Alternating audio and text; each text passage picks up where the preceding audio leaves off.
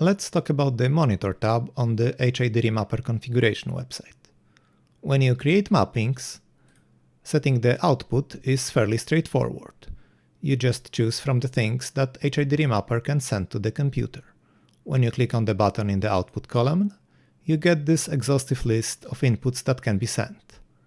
The exact list will depend on the currently selected emulated device type. When it's set to mouse and keyboard, it looks something like this. When I set the emulated device type to, say, switch gamepad, it looks something like this. All the possible inputs are here, and they're all labeled correctly. Unfortunately, when it comes to setting the input on a mapping, the situation is sometimes not as straightforward. HID Remapper was originally made to only deal with mice and keyboards, and this screen is somewhat still stuck in that time. You can only choose from inputs that exist on a keyboard or a mouse, or more specifically, the labels are only correct for mouse and keyboard inputs. I currently have a game controller connected to my HID Remapper, and if I scroll down here,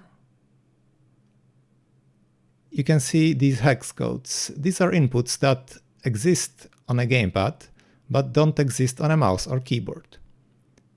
So technically, you can still choose every input that the gamepad can send, but it's not exactly convenient, because you have to know which code is which button or joystick axis. Now, I admit this isn't optimal, and I hope the situation can be improved in the future. But for now, let's see if the Monitor tab can help with this. If you go to the Monitor tab and start pressing buttons or moving the joysticks on whatever input device you have connected to your HID Remapper, you can see the inputs here, along with their current values. When I press a button, its value will be 1. When I release it, it goes back to 0. When I move the right analog stick on this controller, I can see the input codes that it's sending for that stick. You can also see the minimum and maximum values. So for example, now I know that these sticks go from 1 to 255, and this is sometimes good to know as well. Let's say I want to map the right analog stick to work as the left analog stick. I could remember these hex codes and select them from that list, but there's an easier way. There's this little plus button next to every input on the Monitor tab. When I click on that button, it creates a new mapping with that input already set as the input. Now all I have to do is set the output. I want this to be mapped to left stick X, and this to be mapped to left stick Y.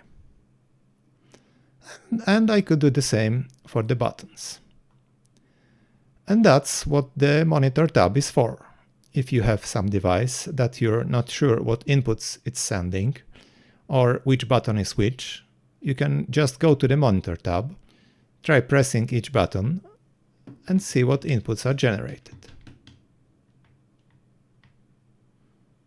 Okay, I hope you'll agree this makes your life a bit easier and takes away at least some of the guesswork when remapping input devices that are not simple mice or keyboards.